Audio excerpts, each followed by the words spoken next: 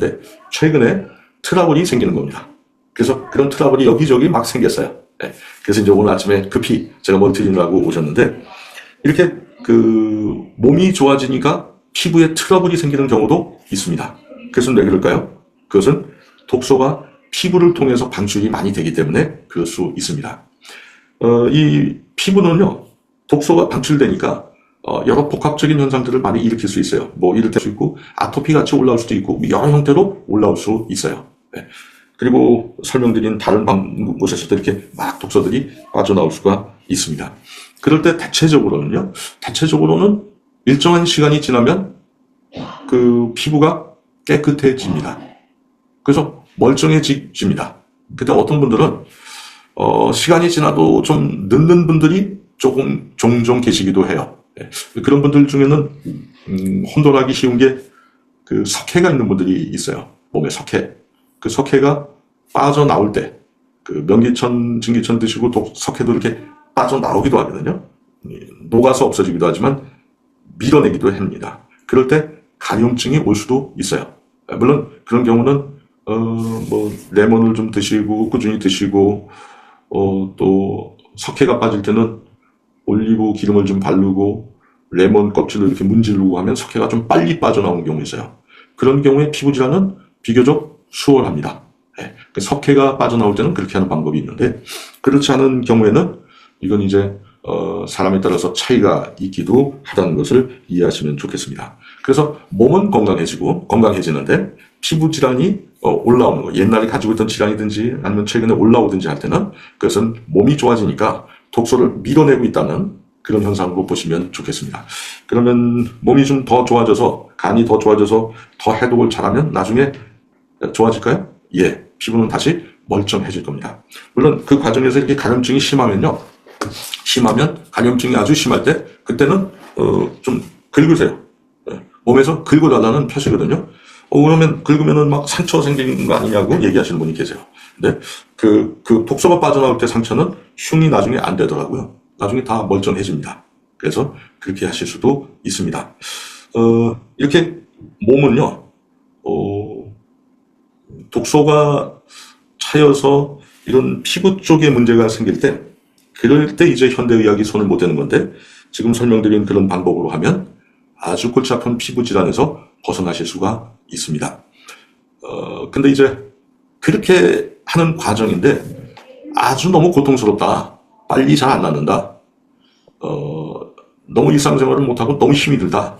이런 분들이 혹 계실 수 있어요. 왜냐하면 독소가 너무 많이 박혀있는 분들이 가끔 그런 분들이 계세요. 그럴 땐 저한테 전화하시면 됩니다. 예. 그렇지만 일반적으로라면 아마 어느 정도 시간이 지나면 간염증도 점점 가시면서 피부가 제 위치를, 제 모습을 찾게 됩니다. 그렇게 되면 이제 피부 자체가 좀 달라지겠죠. 그리고 이렇게 독소가 해독이 되면서 몸이 좋아지기 시작하면 예전에 늘 말씀드린 것처럼 그렇게 되면 독소에 의해서 생기는 염증이 좋아지겠죠. 염증이 좋아지면 염증에 의해서 파괴된 세포가 재생이 될 겁니다.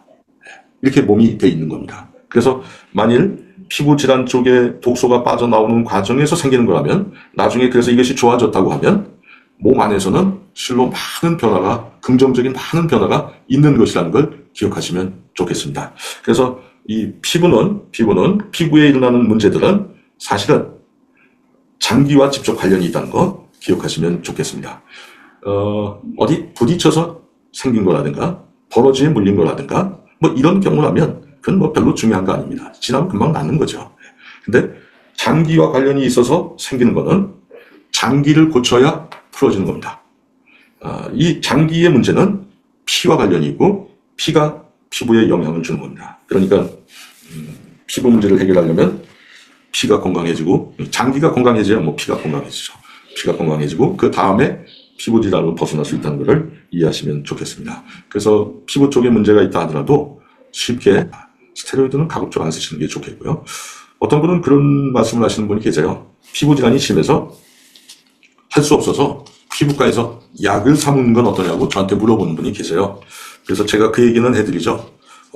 드실 수는 있다고. 그렇지만 피부과에 사용하는 약은 굉장히 독한 약이기 때문에 독하기 때문에 그런 약을 조금만 들어도 아마 위하고 장이 많이 망가질 거라고 얘기를 해줍니다. 그래서 피부과 약은 특별한 게 아니면 굉장히 주의를 기울여서 혹시 사용하시더라도 정말 부득이하게 어떤 경우 사용하실 수 있을지는 모르겠지만 가급적이면 사용을 안 하시는 게 좋을 겁니다. 어쨌든 피부질환, 골치 아픈 이런 문제가 혹시 가지고 있거나 주변에 그런 분들이 계실 때 이 원리를 설명해 주시면 속은 시원할 겁니다. 그래서 도움이 되실 수도 있습니다. 오늘은 제가 이 피부질환에 대해서 설명을 해드렸습니다.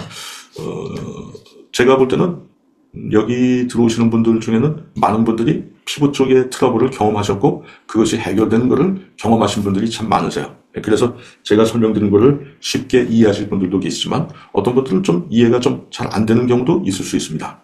그럴 때도 이 강의 자체는 크게 도움이 되리라고 생각을 합니다. 그러나 좀 이런 경우는 있어요. 아토피 같은 경우는 독이 너무 뼛속까지 들어가는데요. 보통은 이런 독소들이 뼛속까지 들어가서 어떤 경우에는 시간이 좀 많이 필요한 경우도 있습니다.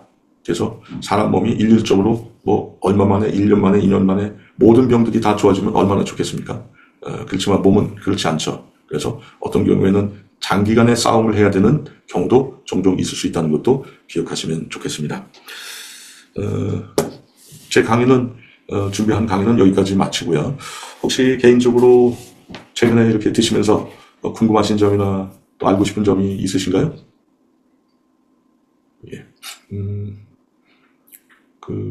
최근에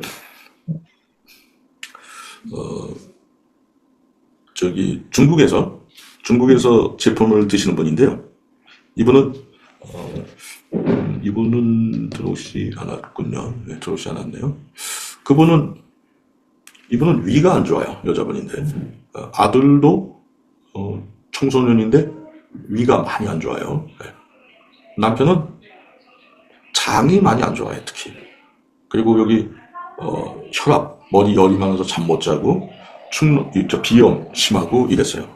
처음에 이제 이 부인이 제품을 복용하기 시작했는데 많이 좋아졌어요. 한 1년 좀 넘었어요. 복용한 지가 1년 한 2년 조금 다 됐나? 2년은 다 안 된 것 같은데 그 정도 됐어요. 그래서 열심히 잘 복용했어요. 이분은 위와 장이 안 좋아서 고생을 너무 많이 했기 때문에 이 제품이 너무 좋아하는 거예요. 많이 건강해졌으니까요.